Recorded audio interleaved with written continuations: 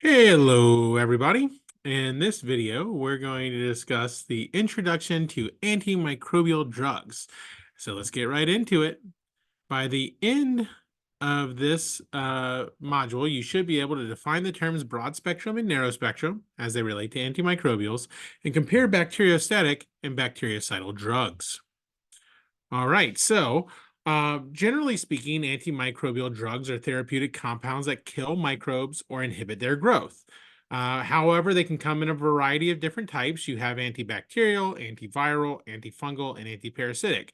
These drugs are going to be targeted at those specific types of organisms.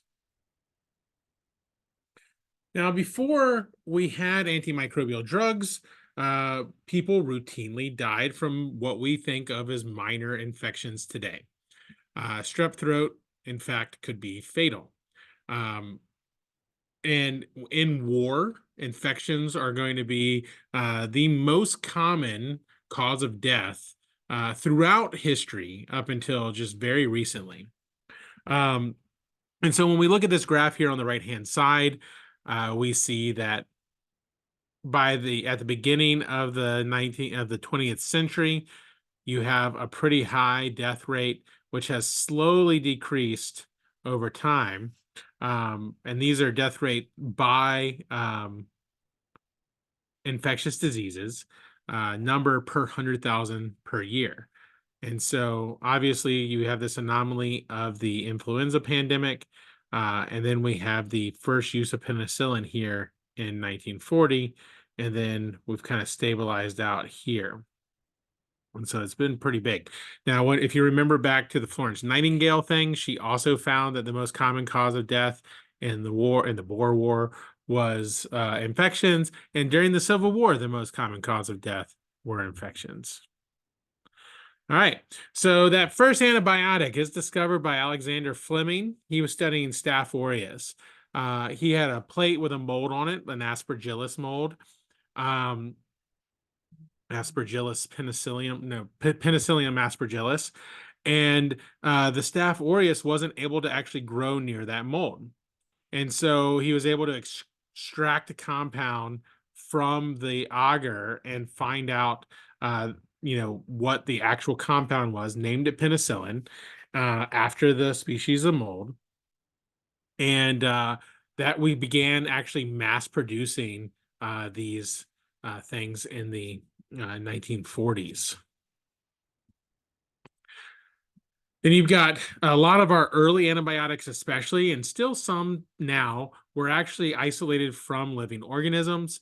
Streptomyces griseus was the source of the antibiotic streptomycin, and where other aminoglycosides originate from. Those can be effective against many infections, including tuberculosis.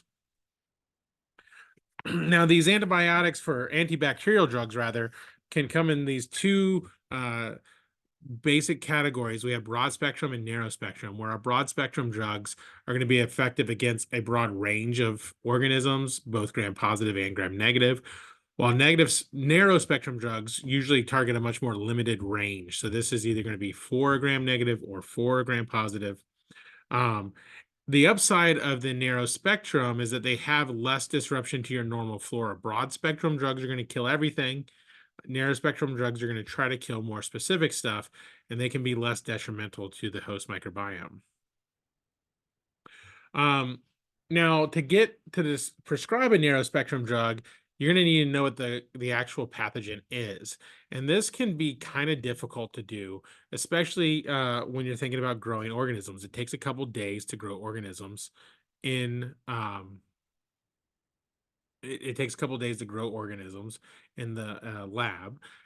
But there are some things that can actually get you results within, hours.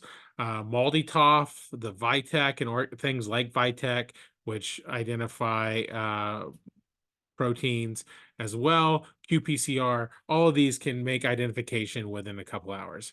However, if you don't get that ID, it's usually what clinicians are going to do is use empiric therapy, where they're going to prescribe treatment based on their experience as a clinician. Now, the antimicrobial drugs can differ in how they actually work. So, bacteriostatic drugs are going to just stop them from growing. Primarily, this is going to be by halting protein synthesis or metabolic pathways. On the other hand, bacteriostatic drugs kill the bacteria. They're often things that like will affect the membrane or um, the actual nucleic acids or a cell wall, something like that, something that is integral to the life of the organism. And so, bactericidal drugs do have some drawbacks, and so bacteriostatic drugs can oftentimes be the right choice. Um, One of the downsides of bactericidal drugs is they're going to kill your normal flora. So your gut bacteria will also die. The other downside is that you can get the release of bacterial toxins, and those toxins can be deadly. So if you remember, things like gram-negative bacteria have LPS, uh, lipopolysaccharide. That LPS can actually trigger a massive immune response, even without a living organism.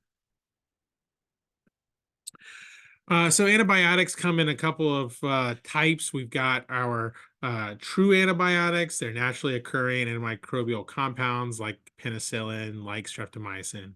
You have synthetic antimicrobials. These are manufactured uh, by various chemical processes. And then you have semi-synthetic, where you use some sort of chemical modification to change a regular antibiotic. Um, and so it's very important to develop new antibiotics because a lot of organisms have become resistant.